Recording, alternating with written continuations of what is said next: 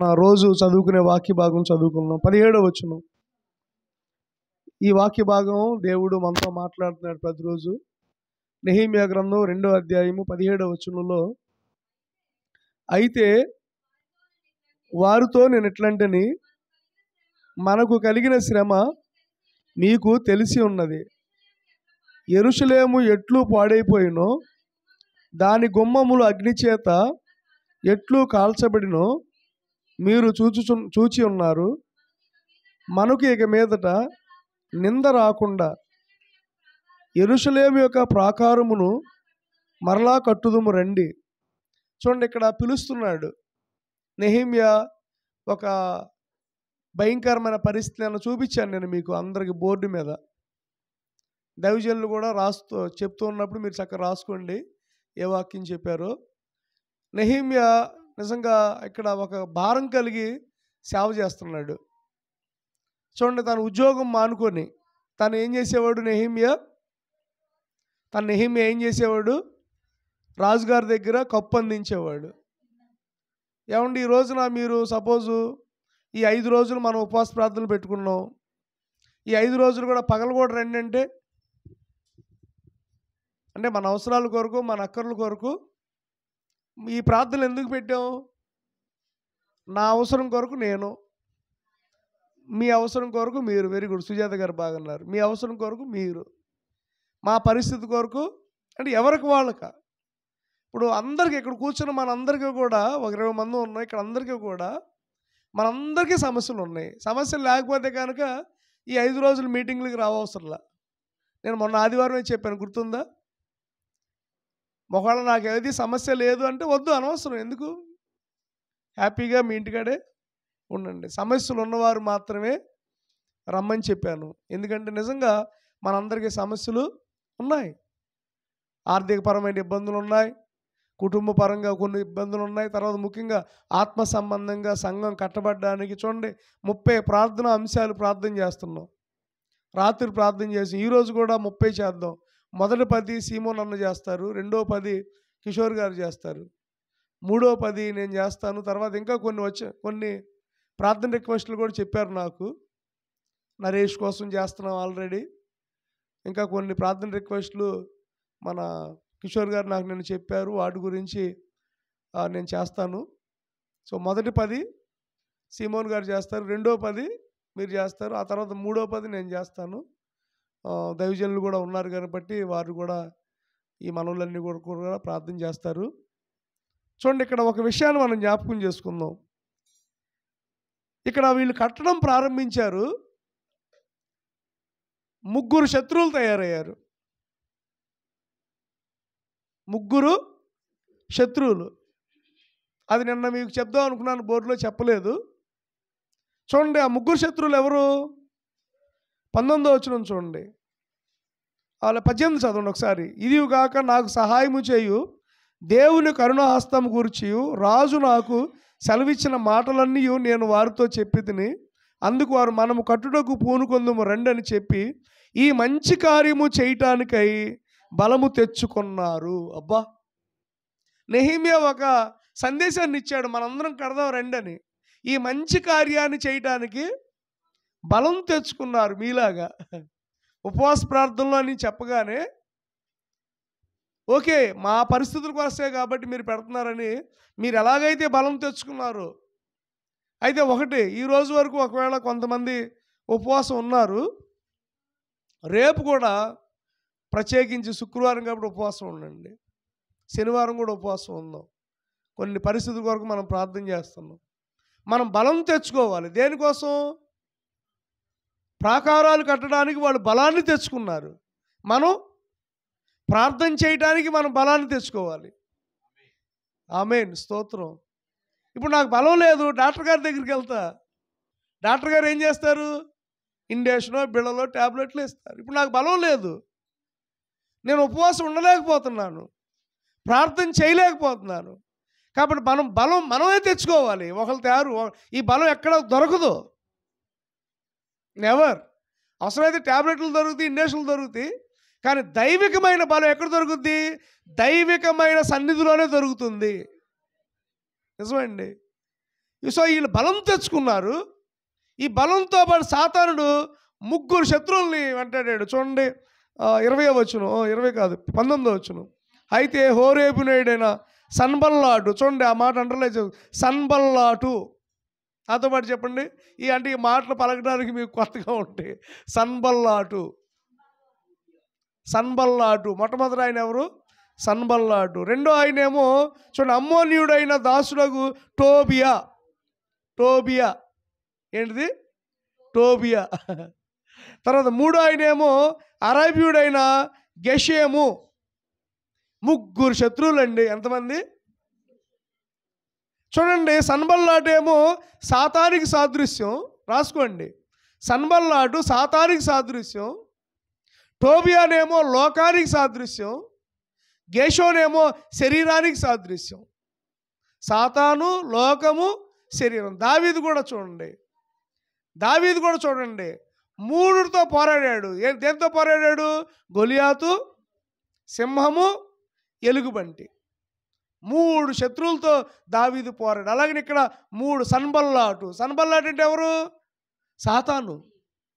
అంటే మనము బలం తెచ్చుకోవాలి అంటే సాతానుతో పోరాడాలి. మనం బలం తెచ్చుకోవాలంటే రెండోదిగా లోకంతో పోరాడాలి. మనం బలం తెచ్చుకోవాలంటే మూడోదిగా దేంతో పోరాడాలి? శరీరంతో పోరాడాలి. మన శరీరం ఏం చెబుతుందంటే ఉపవాసం ఉండాలా అని అంటుంది. ప్రార్థనలో ఉండాలా, కాసేపు పడుకుంటే బాగుండు, ఇవాళ వెళ్ళాలా, అబ్బా నీరసంగా ఉంది, బద్ధకంగా ఉంది అని అంటుంది. ఏది? మన శరీరం. కానీ ఇప్పుడు ఆ శరీరాన్ని మనం ఏం చేయాలి? జయించాలి. సాతానుగాడిని జయించాలి, తర్వాత లోకాన్ని జయించాలి. అప్పుడే మనం ప్రాకారాలు కట్టడానికి వీలవుతుంది. ఆమేన్. క్లుప్తంగా చెప్పాను, ఎందుకంటే 10 నిమిషాలు అన్నాను, 10 నిమిషాలు చెప్పిన తర్వాత 9 వరకు మన ఐజాక్ శాస్త్రి గారు చెప్తారు. ఏమన్నా 30 గంట, ఓకేనా? గంట సేపు కావాలి. అర్థమవుతుందండి? ఎన్ని శత్రువులు, ఎంతమంది? ఎవరో? సన్బల్లాటు, టోబియా, గెషోము. సన్బల్లాటు, టోబియా, గెషోము. సన్బల్లాటు అంటే ఎవరు? సాతాను. సాతాను మనల్ని ప్రయోగాలు చేసి ఎలాగైనా సరే వీడిని పడగొట్టేద్దాం, ప్రార్థనలో లేకుండా చేద్దాం. ప్రాకారాలు కట్టడం వాడికి ఇష్టం ఉండదు. ఎందుకని? ప్రాకారాలు కడితే వాడు ఓడిపోతాడుగా, వాడికి ఇష్టం ఉండదు. తర్వాత టోబియా అంటే లోకం. లోకం ఏం చేస్తుంది మనల్ని? లోకం ఏం చేస్తుంది మనల్ని? నిరుత్సాహపరుస్తుంది. ఒక పని చేసేటప్పుడు చూడండి, ఏదైనా ఒక పని చేసేటప్పుడు, ఇప్పుడు సపోజు కిషోర్ గారు వాళ్ళు కంపెనీ పెడుతున్నారు అనుకుందాం. వాళ్ళు చాలా వాళ్ళు కంపెనీ పెడుతున్నారు, ఓకే, వాళ్ళు కంపెనీ పెడుతున్నారు, దానికోసం మనం ప్రార్థన చేస్తున్నాం. కంపెనీ పెట్టిన తర్వాత ఏమంటారు తెలుసా? లోకం వారి వైపు చూస్తుంది. ఇప్పుడు సపోజ్ నేను కారు కోసం ప్రార్థన చేస్తున్నాను, కారు కొన్నాను అనుకోండి, ఏమంటారు? మా వాళ్ళు ఏమంటారు చెప్పండి? వెరీ గుడ్ సుజాత గారు. అమ్మో ఎంతో డబ్బులు వచ్చేస్తున్నాయి, ఎక్కడి నుంచో వచ్చేస్తున్నాయి, అందుకని కారు కొనుక్కున్నాడు, లేకపోతే ఏదో వచ్చేస్తుంది, ఇది వీళ్ళు ఏదేదో చేస్తున్నారు అని లోకం ఏం చేస్తుంది? మనల్ని నిరుత్సాహం. చూడండి 4వ అధ్యాయంలోకి ఇంకా వెళ్ళాలా. 4వ అధ్యాయంలో వాళ్ళు పని ప్రారంభిస్తుంటే ఎగతాళి చేస్తారు. మరి అయ్యగారు ఏ వాక్యం తీసుకున్నారు? లేదు, నేను చెప్పాను అయ్యగారికి, అయ్యా వీలుగా ఉంటే ఈ నెహెమ్యా గ్రంథంలో నుంచి చెప్పండి అని చెప్పాను. సో సాతాను, లోకం, శరీరం, ఈ మూడింటిని మనం ఎలా జయించాలి? ప్రార్థనాపూర్వకంగా జయించే వారిగా మనం ఉందుంగాక. ఆమేన్. ఈ వాక్యం దేవుడు దీవించి ఆశీర్వదించునుగాక. చిన్న ప్రార్థన చేస్తాం, తలలో ఉంచండి. సకల ఆశీర్వాదాలకు కారణభూతుడైన యేసయ్య, 5 రోజులు ప్రభా దేవా నీ సన్నిధానంలో గడపాలని మేము ఒక తీర్మానం చేసుకున్నాం. పడిపోయిన ప్రాకారాలు కట్టడానికి నెహెమ్యా తనతో పాటు ఉన్నటువంటి బిడ్డలు ఎలాగైతే బలం తెచ్చుకున్నారో, మేము కూడా ప్రభా ప్రతిరోజు ప్రార్థన చేసుకోవడానికి, ఆత్మీయంగా ఎదగటానికి, అయ్యా మా సమస్యల కొరకు, మా నిందల కొరకు, మా అవమానాల కొరకు, అయ్యా నీలో మేము ఎదగటానికి దేవా నువ్వు కృప చూపుతున్నావు తండ్రి, నీకు వందనాలు. అలాగే ఐజాక్ శాస్త్రి గారిని దేవా అనుకోకుండా ప్రభా దేవా నేను పిలిచినప్పుడు దేవా నీ దాసుడు ప్రభా దేవ వచ్చాడు, నీ దాసుడు యొక్క ముఖకాంతుల్లోంచి మాతో నువ్వు మాట్లాడు, నీ బలిపీఠం మీద నిలబడి దేవా, నెహెమ్యా గ్రంథంలో నుండి మరి ఏ వాక్యం అయితే నీ దాసుడు సిద్ధపడి వచ్చాడో మాతో నువ్వు మాట్లాడు, మా సంఘంతో మీరు మాట్లాడు, కూడి వచ్చిన నీ బిడ్డలతో మీరు మాట్లాడు, నీ సన్నిధి మాకు తోడుగా ఉంచమని, మమ్మల్ని బలపరచమని, మేము కూడా బలము తెచ్చుకునే వారిగా నీ సన్నిధానంలో ఉందుముగాక. యేసునామములో ప్రార్థిస్తున్నాను తండ్రి, ఆమేన్. హల్లెలూయా. ఈ సమయాన్ని అజయ్ శాస్త్రి గారికి ఇస్తున్నాను.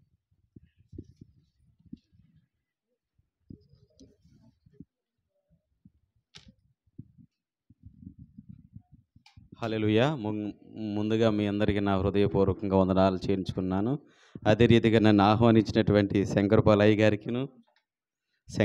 గారికును మరియు ముందుగా దేవునికును నా హృదయపూర్వకంగా వందనాలు చేయించుకున్నాను అయ్య గారు. ఎందుకనంటే ఇంక మీకు చెప్పాలంటే శంకరపాలయ్య గారు ఒక పాస్టర్ గారే కాదు, కానీ ఏమంటారు దాన్ని, టీచర్ గారు ఎలా ఉంటుందంటే బోధిస్తారు, అన్నీ చెబుతారు, అన్నీ లెసన్స్ చెప్తారు. లెసన్స్ చెప్పే ముందు లెసన్స్ మళ్ళీ దానిలోనే క్వశ్చన్లు ఇచ్చి మనకి చిన్న టెస్ట్ పెడతారు.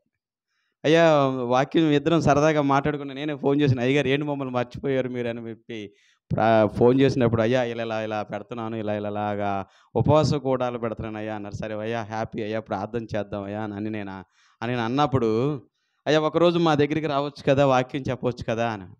అక్కడికే నాకు ఆమేన్. నెహెమ్యా గ్రంథంలో నుంచి మనం ఒక చిన్న వాక్యం చదువుకుందాం. ఎందుకంటే నెహెమ్యా గ్రంథంలో అనేకమైనటువంటి మాటలు ఉన్నాయి. అటు ఆత్మీయంగా ఉన్నాయి, ఇటు ఆలోచనపూర్వంగా ఉన్నాయి, ఇటు ఉపవాస దినంగా ఉన్నాయి. ప్రతి ఒక్క దానిలో కూడా నెహెమ్యా గ్రంథం మనం ఏదో సింపుల్గా తీసుకుంటాం. 13 అధ్యాయాలు. నేను అనుకున్నాను 2-3 అధ్యాయాలే కదా, ఎంత సింపుల్గా చెప్పేయచ్చులే అనుకున్నా. తర్వాత చూసిన తర్వాత 13 అధ్యాయాలు ఉన్నాయి. 13 అధ్యాయాలు నేను కంఠస్థం.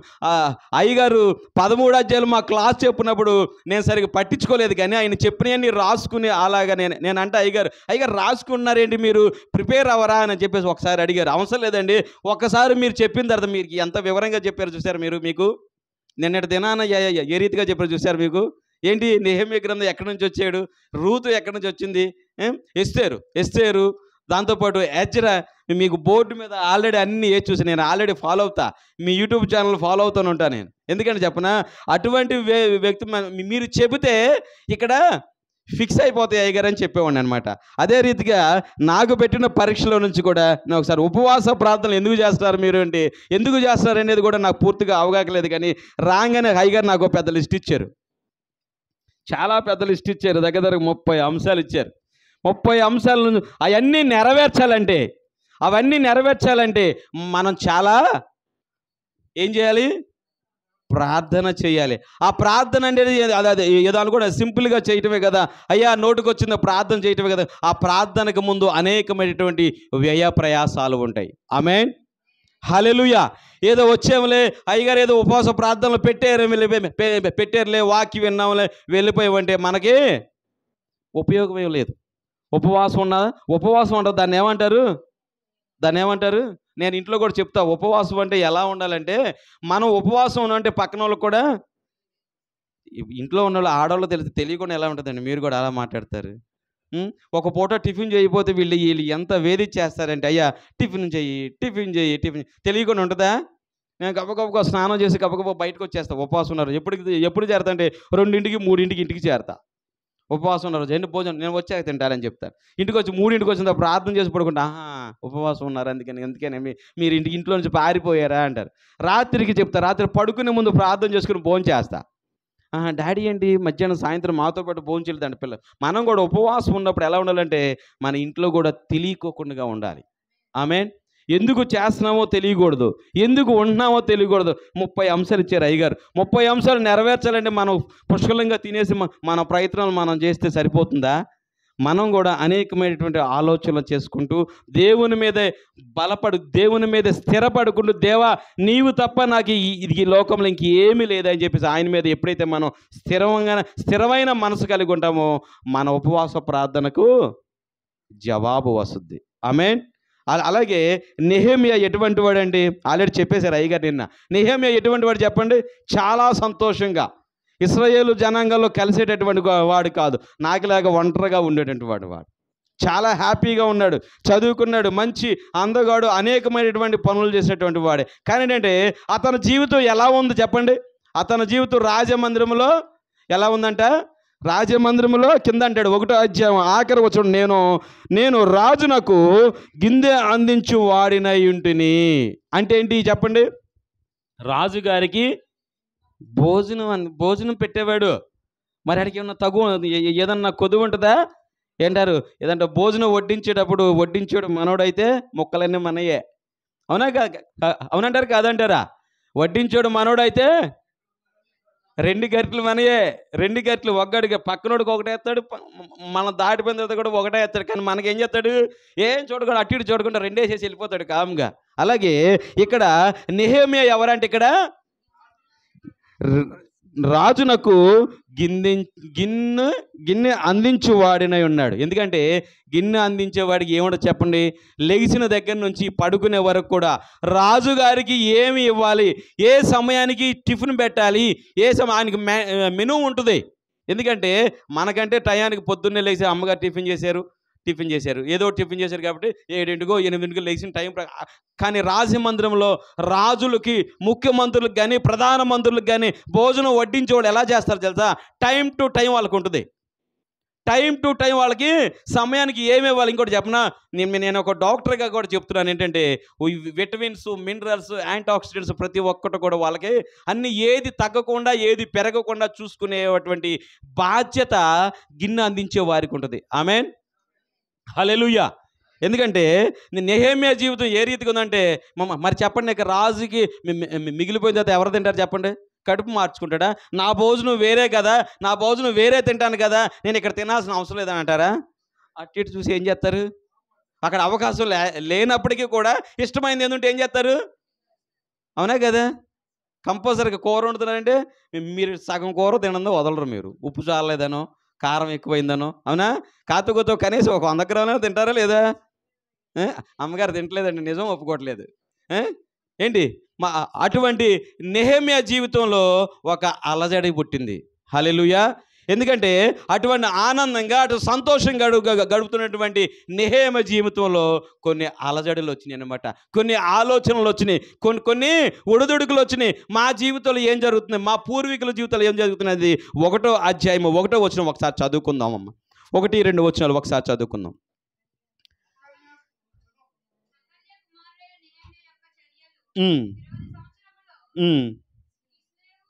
కిస్లేపు మాసమున నేను కూషాను కోటలో ఉండగా నా సహోదరులు హనానీనను ఒకడు యూదులలో కొందరు వచ్చిరి. చెరపట్టబడిన శేషంలో తప్పించుకున్న యూదులను గూర్చి యెరూషలేమును గూర్చి నేను వారిని అడుగగా, వారు చెరపట్టబడిన వారిలో శేషించిన వారు ఆ దేశంలో బహుగా శ్రమను నిందను పొందుచున్నారు. మరియు యెరూషలేము యొక్క ప్రాకారము పడద్రోయబడినది, దాని గుమ్మములను అగ్ని చేత కాల్చబడినవని నాతో చెప్పిరి. హల్లెలూయా, హల్లెలూయా. సంతోషంగా ఉన్నాడు, ఆనందంగా ఉన్నాడు, చాలా హ్యాపీగా గడుపుతున్నాడు. అటువంటి నెహెమ్యాకి తన బంధువులు, తన స్నేహితులు, మనం అనుకుంటాం ఏదన్నా ఊరు నుంచి అయ్యగారింటికే వచ్చాను, నేనే వచ్చాను. ఆ పక్కింటి వాళ్ళు వచ్చినప్పుడు ఏమంటాం? అయ్యా మా ఊరోళ్ళు ఎలా ఉన్నారు, మా ఊరోళ్ళు బాగున్నారా, మా అత్తగారు బాగుందా, మా చిన్నత్త బాగుందా, మా పెద్దత్త బాగుందా, ఇంతకుముందు మేమందరం కలిసి ఉండేవాళ్ళం, ఎలా ఉన్నారు ఏంటంటే కుశల పరిస్థితులు కూడా మనం అడుగుతూ ఉంటాం. అలాగే నెహెమ్యా కూడా ఇశ్రాయేలీలో కొంతమంది ఆ యొక్క రాజ్యానికి వచ్చినప్పుడు వాళ్ళని అడుగుతున్నాడు, అయ్యా మన పూర్వీకులు ఎలా ఉన్నారు, మన మందిరం ఎలా ఉంది, మనోళ్ళ పరిస్థితి ఇంతకు ముందు మీద బెటర్గానే ఉన్నారా, ఏదైనా ఇబ్బందులు పడుతున్నారా అన్నప్పుడు వాళ్ళు చెప్పుకొచ్చారు ఏంటంటే మనోళ్ళందరూ చాలా శ్రమ పడుతున్నారు, నిందలు పడుతున్నారు, బాధలు పడుతున్నారు. కానీ మన మందిరం ఎలా ఉందని అడిగినప్పుడు మన మందిరంలో ప్రాకారములన్నీ కూలిపోయి ఉన్నాయి, తగలబడిపోయి ఉన్నాయి, పడవేసి ఉన్నాయి. ఇవన్నీ డెప్త్లోకి వెళ్ళాలంటే ఇంకా చాలా ఉంటుంది. కానీ ఆ యొక్క మందిరం అనేక సార్లు కాల్చబడింది, అనేక సార్లు పడదోయబడింది, అనేక సార్లు దొంగలు కొట్టి ఈ శత్రు రాజులు అన్నీ దోచుకుని పోయినటువంటి సందర్భాలు అనేకమైన. అయినప్పటికీ కూడా ఈయన అసగా అనుకున్నప్పుడు, ఆయన దాని గురించి తెలుసుకున్నప్పుడు ఎంతో బాధపడ్డాడు. ఆమేన్. ఎంతో బాధపడుతుంటే దాని కింద మరొక వచనం మరొకసారి చదువుకున్నాం. ఆ మాటలు వినేటప్పుడు 4వ వచనం ఒకసారి చదువుకున్నాం.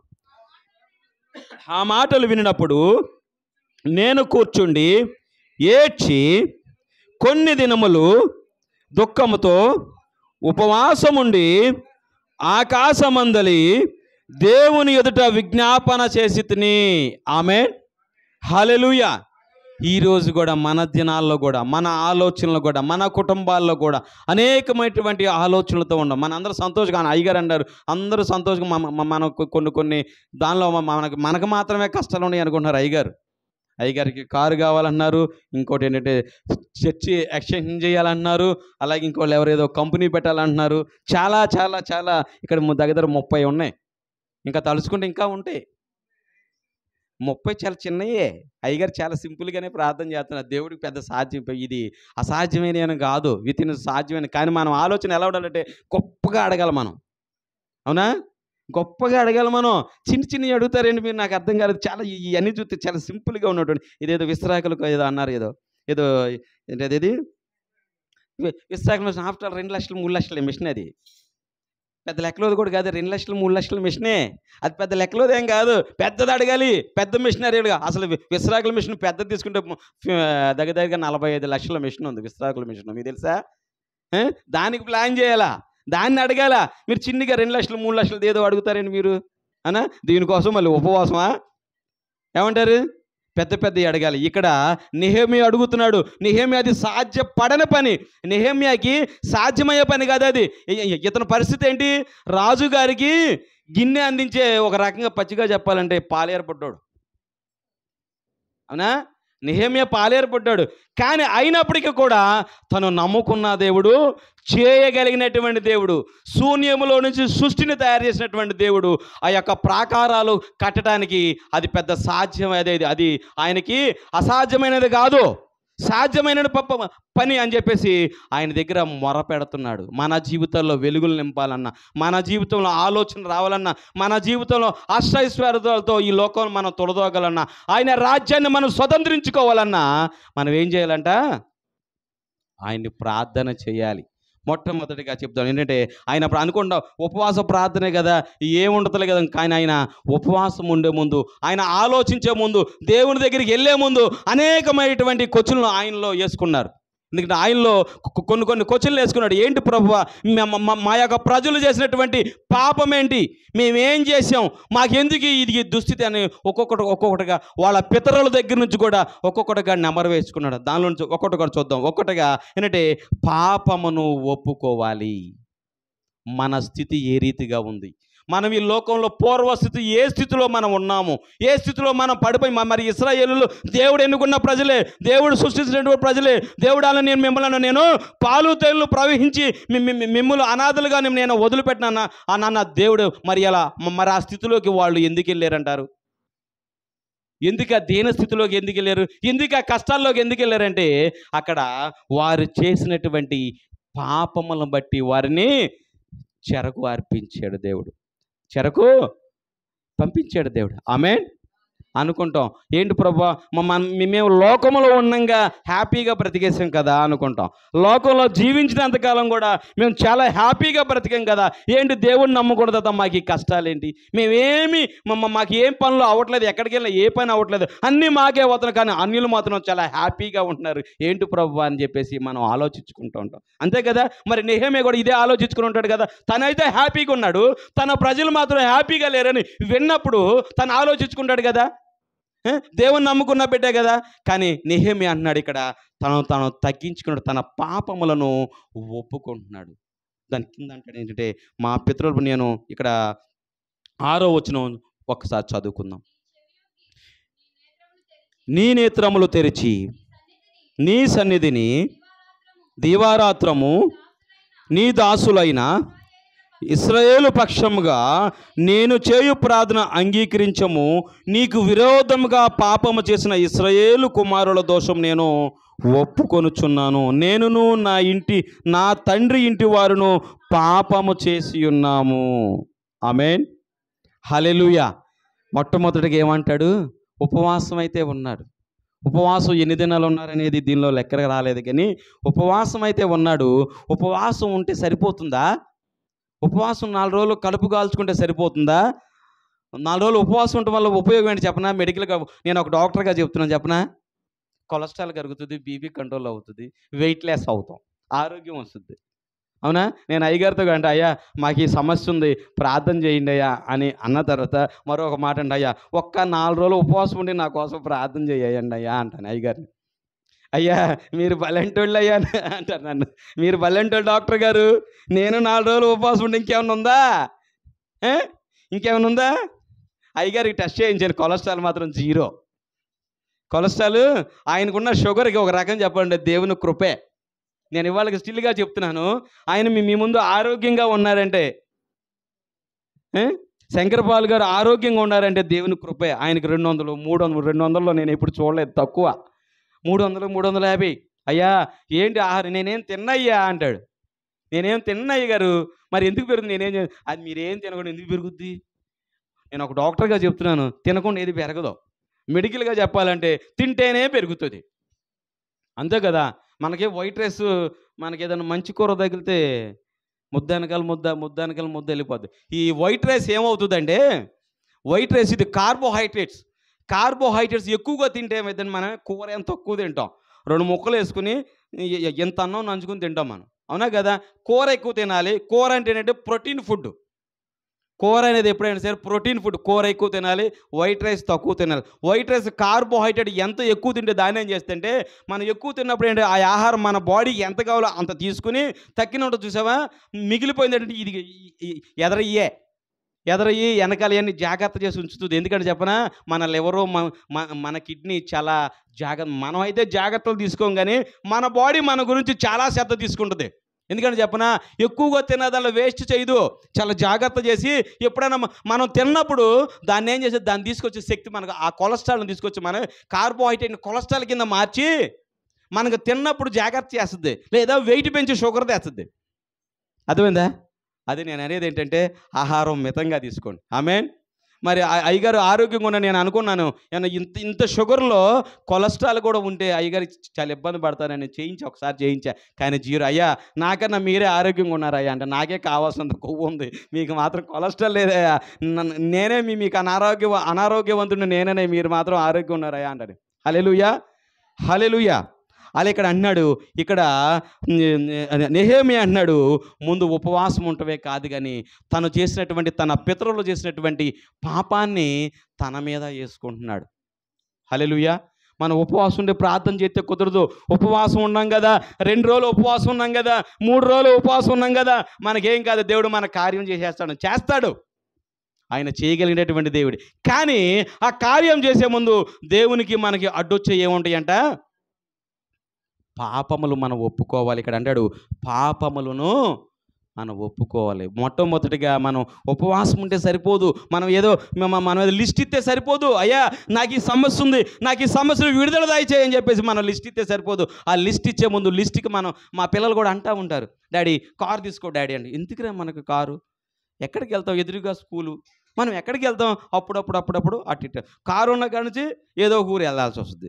ఏదో పిల్లలు సెలవు కదా, వీకెండ్ వచ్చిందా డాడీ హోటల్కి వెళ్దామంటే, వెళ్ళి కారులో 1000 రూపాయలు పెట్రోల్ పోయాలి. నేను అయ్యగారు కూడా అదే చెప్తా, 1000 రూపాయలు పెట్రోల్ పోయాలి, 10,000 క్యాష్ చేతిలో ఉండాలి.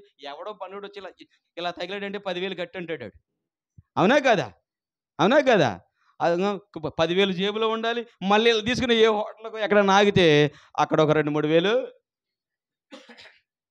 అయిపోయినట్టేనా? కారు ఎందుకు డాడీ అని, దేవుడు ఇస్తాడులే అంట. నేను దేవుడు ఇస్తాడులే కారు, దేవుడు అవకాశం ఉన్నప్పుడు, మనకు అవసరం అయినప్పుడు దేవుడు ఇస్తాడంట. ఆమేన్, హల్లెలూయా. ఎందుకంటే కారు మనం తోలాలంటే, కారు మన ఇంటి ముందు పెట్టుకోవాలంటే, కారు మనం 2-3 లక్షలు పెట్టి కొనాలంటే ముందు మనల్ని ఏం చేస్తాడు తెలుసా? దేవుడు మనల్ని ఏం చేస్తాడు తెలుసా? కారును మెయింటైన్ చేసే కెపాసిటీ మనకు రావాలి. ఆమేన్. కారు మెయింటైన్ చేయాలంటే ఏంటి చెప్పండి? పెట్రోల్కి ఫ్యూల్ పోయించాలా, ఇంటి నుంచి కదిలితే 1000 రూపాయలు. అయ్యగారు ఇక్కడ నుంచి పల్లెరుమూడు వెళ్ళాలండి, అంత ఎంత అవుతుంది? కనీసం 1000 రూపాయలు అయిపోతాయి. అక్కడ కానుకో ఏమో దేవుడు ఎడుగు, ఇక అవన్నీ తర్వాత సంగతి. ఇక అవన్నీ అయ్యగారికి దేవుడికి తెలుసు, అవునా? కనీసం 5 ఇది టోల్ గేట్ వాళ్ళు ఆగేస్తారు కాసిన డబ్బులు, వెళ్ళొస్తే 1000 రూపాయలు ఖర్చు అవుతాయి, అవునా? ఆ 1000 రూపాయలు జేబులో ఉండాలి. ఆ 1000 ఏదన్నా తగిలితే జేబులో ఇంత మనల్ని ధనవంతులు చేసి దానికి యోగ్యులమా కాదా చూసుకున్న తర్వాత మనకు దేవుడు అప్పుడు ఇస్తాడు. ఆమేన్. నమ్ముతున్నారా? హల్లెలూయా. ఎందుకంటే ప్రతి విషయాన్ని కూడా అడిగే ముందు కూడా మనం అర్హత కలిగి ఉండాలి. అర్హతలోకి మనం ఎందుకు లేట్ అవుతాయి? మనం దేవుడిని నమ్ముకున్న పిల్లలమే, కానీ మనకు అన్నీ లేట్ అవుతూ ఉంటాయి. అన్నీ లేట్ అవుతుంది. లేట్ అయినా సరే దేవుడు ఇస్తాడులే మనం నమ్ముతాం, అవునా కదా? లేట్ అయినా సరే దేవుడు మనకి ప్రసాదిస్తాడు, ఇస్తాడు. మనం నమ్ముకున్న దేవుడు, మనల్ని పిలిచినటువంటి దేవుడు నమ్మదగిన వాడు కాబట్టి మనల్ని విడువడు, ఎడబాయడని నమ్ముతాం. కానీ మనల్ని ఆ స్థాయిలో చూసిన తర్వాతే మనకు వేరే స్థాయి ఇస్తాడు. ఆమేన్. హల్లెలూయా. మరి కారు గురించి ప్రార్థన చేద్దామా? ధనం గురించి ప్రార్థన చేద్దాం? మన స్థితి మారాలని ప్రార్థన చేద్దామా? చెప్పాలి మీరు అందరూ. మన స్థితి మారాలి, మన ఆలోచన మారాలి, మన నడవడిక మారాలి. ప్రతి ఒక్కటి మారిన తర్వాత దేవుడు మనకి అన్నీ కూడా సమస్తాన్ని ఇస్తాడు. నెహెమీయా కూడా అదే చేస్తున్నాడు ఇక్కడ. అయ్యా, మా పూర్వీకులు తప్పు చేశారు, ఓకే, ఒప్పుకుంటున్నాను. మా పూర్వీకులకి ఇబ్బందులు పడుతున్నారు, అయినప్పటికీ కూడా ప్రభువా మా పాపాలు మేము ఒప్పుకున్నాం. మా పితరుల పాపాలు, మా తల్లిదండ్రులు చేసినటువంటి పాపాలు, మీరు ఏ రీతిగా ఇశ్రాయేలు జనాంగాన్ని ఆ యొక్క అరణ్యంలో మీరు నడిపించారో, ఆ నడకలో మీరు చేసినటువంటి అద్భుత కార్యములు అన్నీ మా వాళ్ళన్నీ మర్చిపోయి ఈరోజు పాపములు చేశారు. ప్రభువా మా పాపములను మీరు క్షమించు తండ్రి అని చెప్పేసి తను పాపాన్ని, తన పితరులు చేసేటువంటి పాపాన్ని ఒప్పుకుంటున్నట్టుగా ఈ యొక్క లేఖనాలు తెలియపరుస్తున్నాయి. హల్లెలూయా. రెండవదిగా తను పశ్చాత్తాప పడుతున్నాడు. పాపం ఒప్పుకొని చూడండి, మనం పాపంలో ఉండంగా, లోకములో ఉండంగా మనకన్నీ చాలా హ్యాపీగా ఉంటాయి కదా, అవును కదా? చిక్క సినిమా చూడొచ్చు, హ్యాపీగా నాటకాలకు వెళ్ళొచ్చు, అనా కుర్రోళ్ళతో ఫ్రెండ్స్తో పబ్బులకు వెళ్ళొచ్చు, సరదాగా ఎంజాయ్ చేసి రావచ్చు. కానీ మనం దేవుళ్ళలోకి మారిన తర్వాత మన పరిస్థితి ఎలా ఉంటుంది చెప్పరా? మన పరిస్థితి ఎలా ఉంటుంది? ఎక్కడికి వెళ్తాను? నేను మొన్న మధ్య కూడా అంటూ ఉంటాను, మా ఫ్రెండ్స్ అందరూ అదేదో మొన్న మధ్య శీతాకాలం ఏదో ఉంటుంది కదా, పిక్నిక్ ఏదో. నేను ఆర్ఎంపీ డాక్టర్ని. మా ఫ్రెండ్స్ అందరూ ఫోన్ చేసి నాకు ఇప్పటికీ ఫోన్ చేస్తారు, ఎరా అందరం కలిసి వెళ్తున్నావు, రారా, నువ్వే రావు. అందరూ వస్తున్నారు, నువ్వే రావురా, అసలు కలవరా బాబు, నువ్వేదో బాప్తిసం తీసుకున్నానంటావు, నువ్వు అసలు కలవు, ఎవరిలోనూ కలవు, నువ్వు ఏంట్రా బాబు, ఏంటి బాప్తిసం, కాసేపు మాతో కూర్చుంది కానీ రారా అంటారు. కానీ వాళ్ళతో వెళ్తే పరిస్థితి ఎలా ఉంటుంది చెప్పండి? వాళ్ళందరూ ఏం తెచ్చుకుంటారు? మందు తెచ్చుకుంటారు, మొక్క తెచ్చుకుంటారు, అన్నీ తెచ్చుకుంటారు, సరదాగా ఎంజాయ్ చేస్తారు. వాళ్ళతో పాటు మనకేమనిపిస్తుంది? మనసు పాత జీవితాన్ని మనకి జ్ఞాపకం చేస్తుంది. అవునంటారు కాదంటారా? మన అందరూ నీతిమంతులు అంటారా? ఫస్ట్ నుంచి దేవుల్లో నీతిమంతులుగానే ఉన్నారంటారా? ప్రతి విషయంలో మన చూపు పాపం, మన ఆలోచన పాపం, మన నడవడికి పాపం, మనం ఇలా లేచి బయటకు వస్తేనే పాపం, అవునంటారు? ఎటు చూసినా సరే మన ఆలోచనకు ప్రతి ఒక్కటి కూడా పాపం. అందుకంటాడు బల్ల కూడా ప్రతిరోజు తీసుకోవాలంట. అయ్యగారులు వారానికి ఒకసారి ఇస్తారు, కొంతమంది నెలకు ఒకసారి ఇస్తారు, కానీ బలలో పాల్గొన్న ప్రతిరోజు తీసుకోవాలంట బల్ల. ఎందుకంటే చెప్పనా, ప్రతిరోజు కడగబడాలి. ఆయన ఏ క్షణంలో, ఏ నిమిషంలో, ఏ గడియలో వస్తాడో ఆయన తెలియదు. ప్రతిరోజు కూడా మనం పాపాన్ని కడుక్కోవాలి. హల్లెలూయా. అదే అంటాడు ఇక్కడ నెహెమీయా, అంటాడు పశ్చాత్తాప ప్రార్థన చేస్తున్నాడు. అదే 1వ అధ్యాయం 6వ వచనం మరొకసారి చదువుకుందాం. నీ చెవి యొగ్గి నీ నేత్రములు తెరిచి నీ సన్నిధిని దివారాత్రము నీ దాసులైన ఇశ్రాయేలు పక్షముగా నేను చేయు ప్రార్థన అంగీకరించుము. మా ప్రార్థన అంగీకరించుమను ప్రభు అని చెప్పే ప్రార్థన. ఎలా ప్రార్థన చేస్తాడు? అంగీకరించుము. ఒకళ్ళు మనల్ని అంగీకరించాలంటే చెప్పండి. మన తప్పిపోయిన కుమారుడు గురించి అనుకున్నాం కదా. మనం తప్పిపోయిన కుమారుడు తన ఆస్తిని అంతా నాశనం చేసుకున్నాడు, వ్యభిచారం చేశాడు, దొంగతనం చేశాడు, లగ్జరీ చేశాడు, అనేకమైనటువంటి తన ధనాన్ని వృధాపరుచుకున్నాడు. కానీ లాస్ట్కి తినటానికి తిండి లేక, కట్టుకోవడానికి బట్ట లేదు, తినటానికి తిండి లేదు, తాగడానికి నీళ్ళు, కనీసం ఆ పందులు పొట్టన్నా తిందాం కదా అని తృప్తి పడితే అది కూడా తినటానికి లేదు. లాస్ట్కి ఏమన్నాడు? ఆ పందులు తిని పొట్టు తిన కడుపు నింపుకుందాం, కానీ అది లేదు. అప్పుడు పశ్చాత్తాపం వచ్చింది. నా తండ్రి దగ్గర అనేకమైనటువంటి పని వాళ్ళు ఉన్నారు కదా, అనేకమైనటువంటి పని చేసేవాళ్ళు ఉన్నారు కదా, వాళ్ళల్లో వెళ్ళి పశ్చాత్తాపడి తండ్రిని అడుగుతాడు. తండ్రిని నేను వెళ్ళి అడుగుదాం, ప్రభువా నువ్వు నమ్ముకున్న దేవునికి నేను విరోధంగా పాపం చేశాను, కానీ ప్రభు నన్ను నీ యొక్క పనివారిలో ఒక పనివాడిగా నన్ను చేర్చుకొని అడుగుదాం అనుకున్నాడు. ఇంకా అడుగుదామని అనుకున్నాడు. అనుకున్న ఆలోచన తడవుగా అతను లేట్ చేయకుండా అతను త్వరపడి వస్తున్నప్పుడు తండ్రి దూరం నుంచి చూస్తున్నప్పుడు తండ్రి చూశాడు. వచ్చాడు ఎవరో? కుమారుడు చూశాడు. తన అందం చూడలా, తన రూపు చూడలా, తన ఆలోచన చూడలా, కానీ తన హృదయాన్ని ఎరిగాడు దేవుడు. ఆమేన్. తన హృదయాన్ని ఎరిగాడు. అక్కడ నుంచి చూడటమే గబగబ వెళ్ళి ఎదురెళ్ళి గబగబా వాటేసుకుని తన భుజం మీద తన ఎత్తుకుని తనకు ముద్దులు పెట్టి తన కుమారుడు చనిపోయి తిరిగి లేచాడని చెప్పేసి కుమారుని హత్తుకున్నాడు. కానీ అక్కడ కుమారుడు ఏం చేశాడు?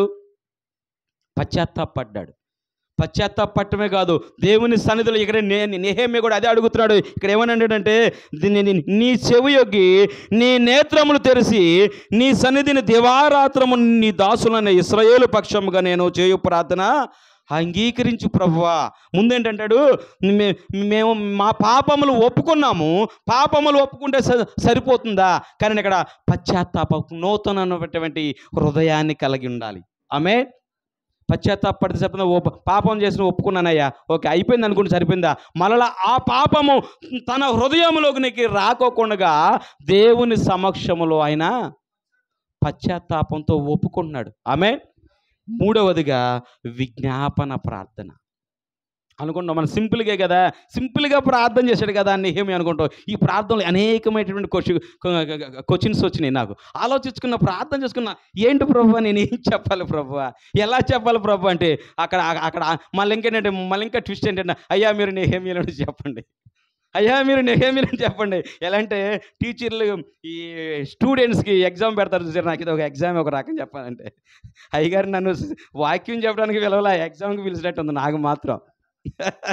అయ్యగారు నాకు వాక్యం చెప్పడానికి పిలిచినట్లేదు. ఈ ఐజాక్ శాస్త్రి గారు ఏం చెప్తాడో చూద్దాం, ఎలా చెప్తాడో చూద్దాం, ఏం చెప్తాడో చూద్దాం. ప్రభువా ఆయన ముందు నన్ను నిలబెట్టు ప్రభు అని ప్రార్థన చేసే ముందు మీ సంగతి తర్వాత సంగతి, మీ సంగతి దేవుడే చూసుకుంటాడు. మీ కోరికలన్నీ దేవుడే సిద్ధింపజేయను కాక. ఆమేన్.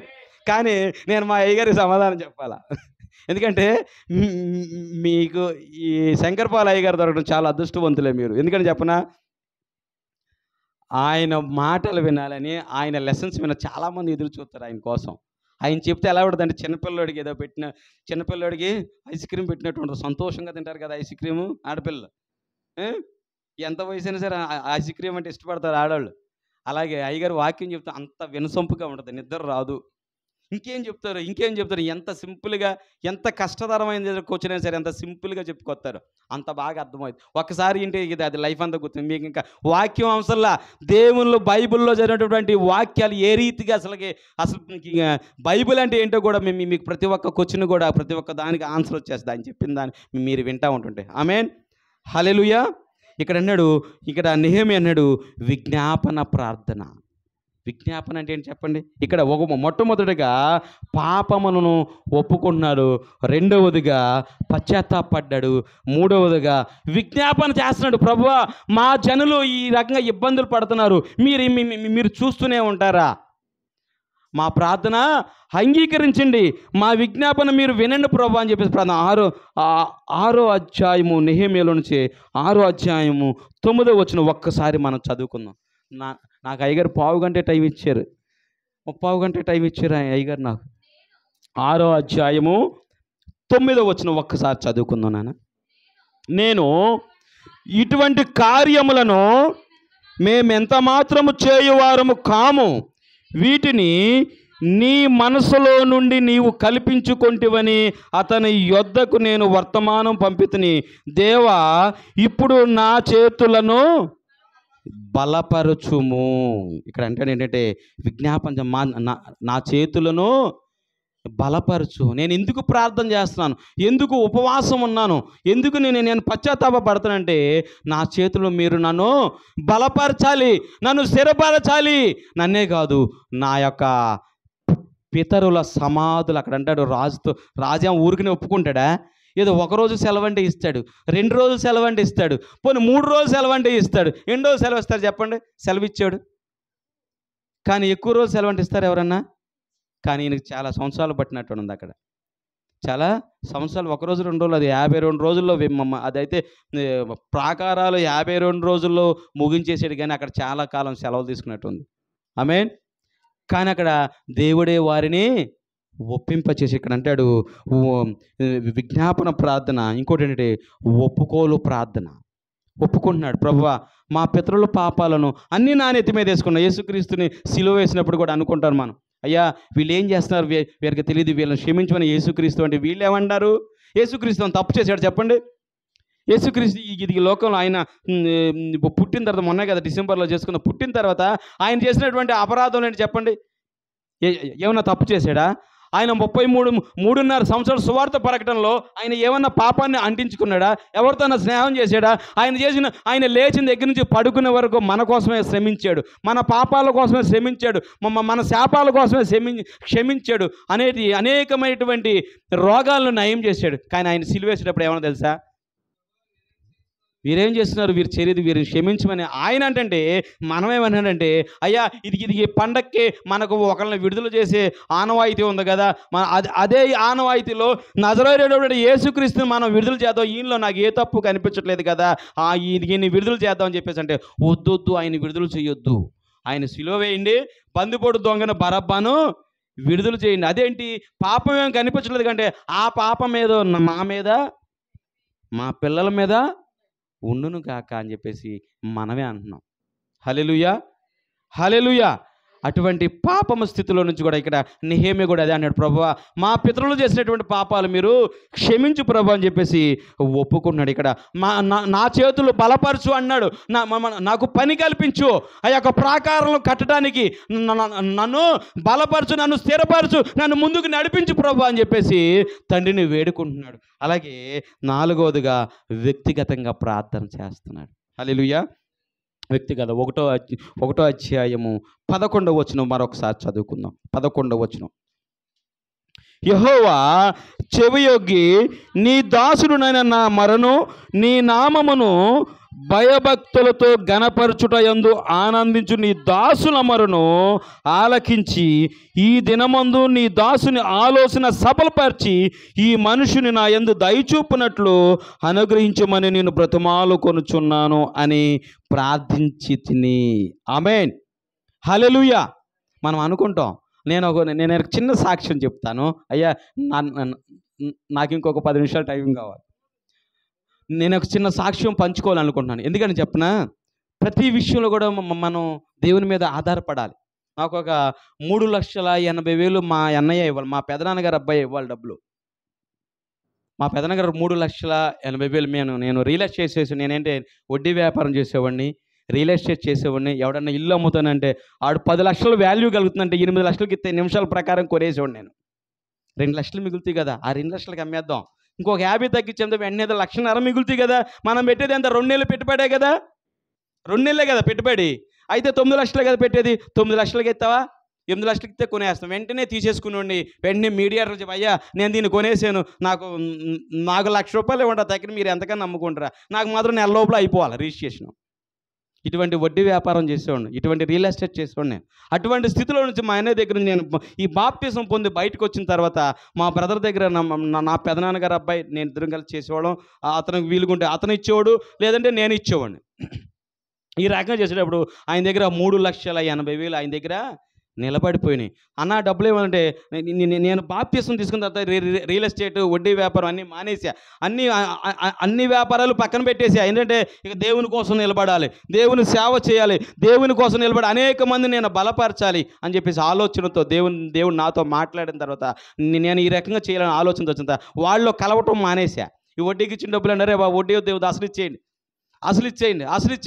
వసూలు చేయడం మొదలెట్టేసా. ఇక ఇతని దగ్గర నా డబ్బులు ఉండిపోయినాయి, ఇంకా ఉండిపోయినాయి. ఇతను డబ్బులు ఇవ్వటం, తమ్ముడు వాటాగా పలాంపలా దగ్గర కలవరా తమ్ముడు, నాకు వద్దన్న ఈ పాపపు డబ్బు నాకు వద్దు, ఇంక నేను నా డబ్బులు లాగించే లేక ఇదిగో ఇస్తాను అదిగో ఇస్తానని 6 సంవత్సరాలు ఆఫ్ చేశాడు.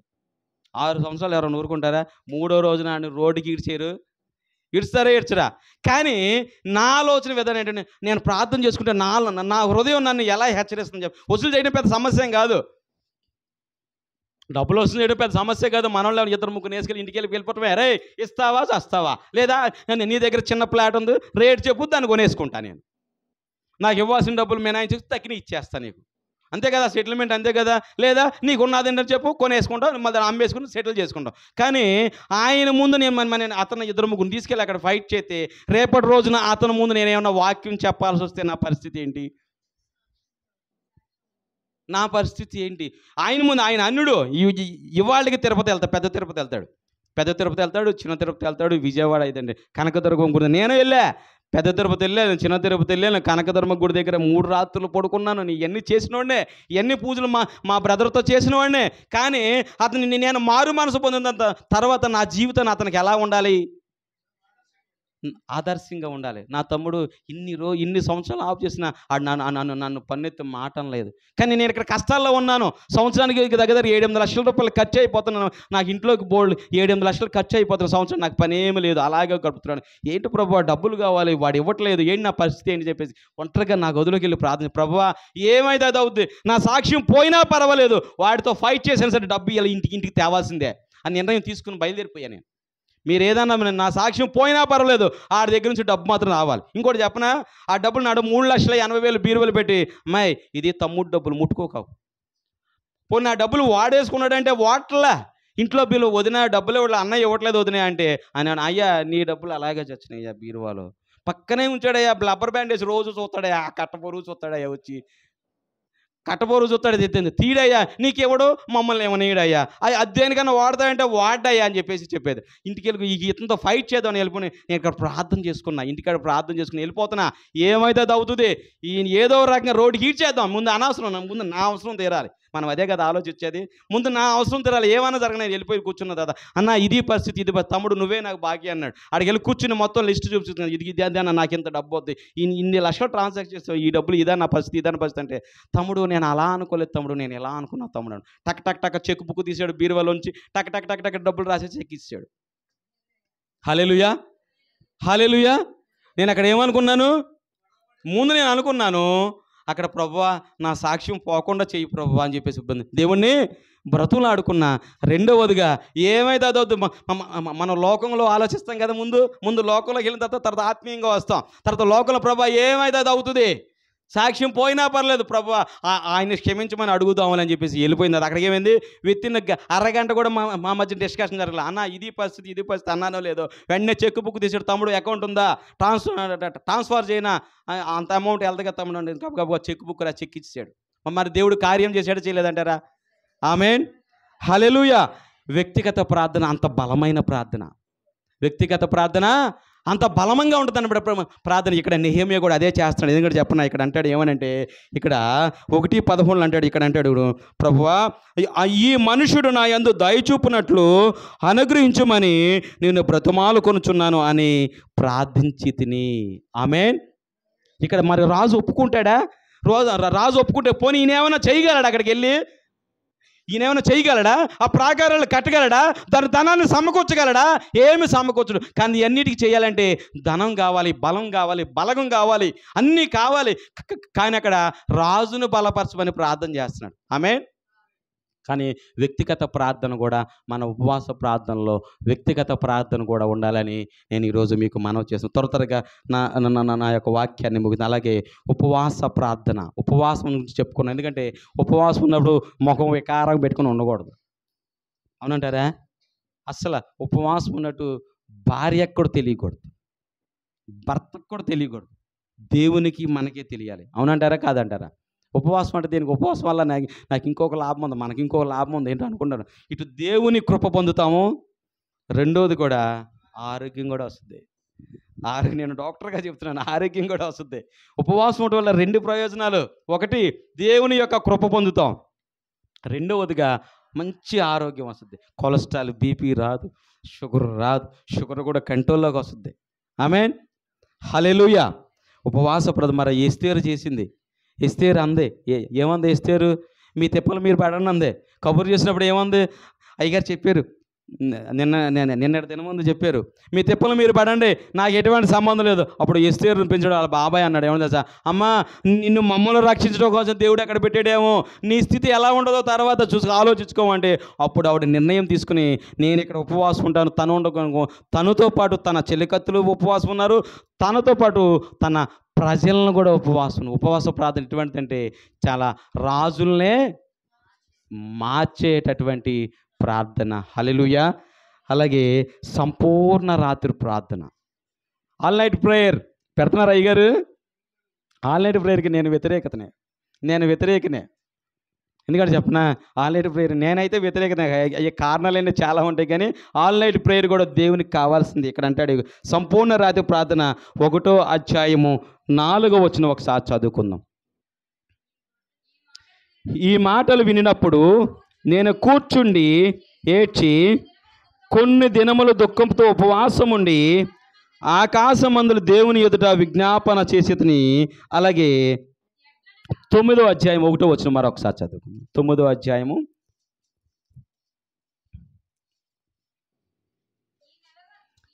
ఈ నెల 24వ దినమందు ఇశ్రాయేలీయులు ఉపవాసముండి గోనె పట్టలు కట్టుకొని తల మీద ధూళి పోసుకుని కూడి వచ్చిరి.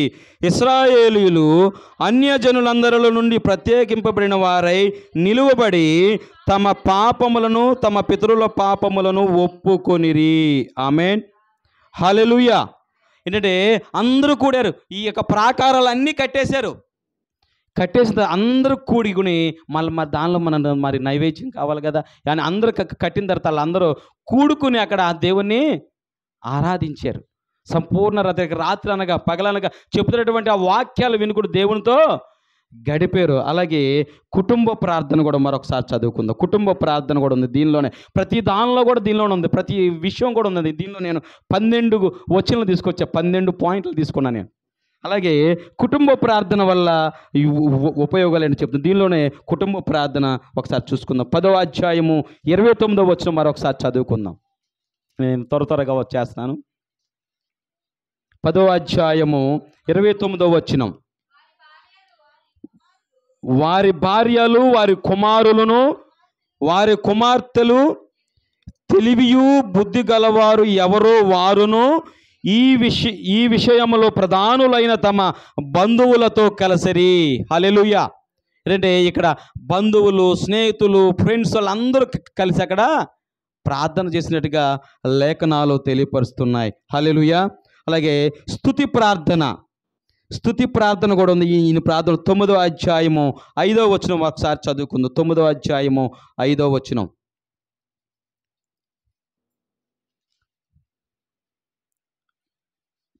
అప్పుడు లేవీయులైన యెషూవ, కద్మియేలు, బనీ, హషబ్నేయ, షెబెర్యా, హోదియా, షెబన్యా, పెతహాయ అనువారు నిలువబడి నిరంతరము మీకు దేవుడై ఉన్న యెహోవాను స్తుతించుడని చెప్పి ఇలాగూ స్తోత్రము చేసిరి. హల్లెలూయా. ఎందుకంటే ప్రతినిత్యం కూడా ఆయన్ని ఆరాధించారు. అక్కడ ఇక ప్రాకారంలో కట్టడమే కాకుండా ఆయనని సంఘముగా ప్రార్థించారు. ఆఖరిగా ప్రతిష్ట ప్రార్థన కూడా చేశారు. ఏంటంటే దీనిలో చెప్తున్న 12వ అధ్యాయం 47వ వచనంలో మరొక ఉంటుంది. 12వ అధ్యాయము 47 ఉంటుంది ప్రతిష్ట ప్రార్థన. మనం కూడా చెప్తాం, మందిరం కట్టుకున్న తర్వాత ఏం చేస్తాం? ఆఖరిలో మందిరం పూర్తి అయిపోతుంది, ఏం చేస్తాం? చెక్క ప్రభువా సుందరమైన మందిరం. అయ్యగాడు చాలా మందిరం కట్టాను నేను. నన్ను పిలిచిన తర్వాత అయ్యా ఏంటిది ఇది అన్న, నేను వచ్చి రావటం అనుకున్నా. ఇంతకుముందు ఎలా ఉండేదంటే అది నాపరాలతో ఉండేది. తర్వాత నేను వచ్చిన తర్వాత సీలింగ్ చేయించారు. చిన్న చర్చి కదా, సీలింగ్ చేయించారు. చాలా బాగుంది అయ్యగారు, చాలా బాగా కట్టారు అయ్యగారు అన్న. ఇది అయిన తర్వాత ఏదో క్లాస్ పెట్టినట్టున్నారు కదా, నేను రాలేకపోయాను. ఇది మందిరం అంతా పూర్తి అయిన తర్వాత బైబిల్తోనూ గ్రాడ్యుయేషన్ చేశారు అయ్యగారు. అలాగే వాళ్ళతోనూ ప్రతిష్ఠ చేశారు. ఆమేన్. వాళ్ళతోనూ ప్రతిష్ఠ చేసి గ్రాడ్యుయేషన్ ఒకటితో కాదు అనేక మందికి గ్రాడ్యుయేషన్ ఇప్పించారు అయ్యగారు. ఆమేన్. అలాగే ప్రతిష్ఠ ప్రార్థన 12:47 అను 12:47. ఓకే, క్యారియన్.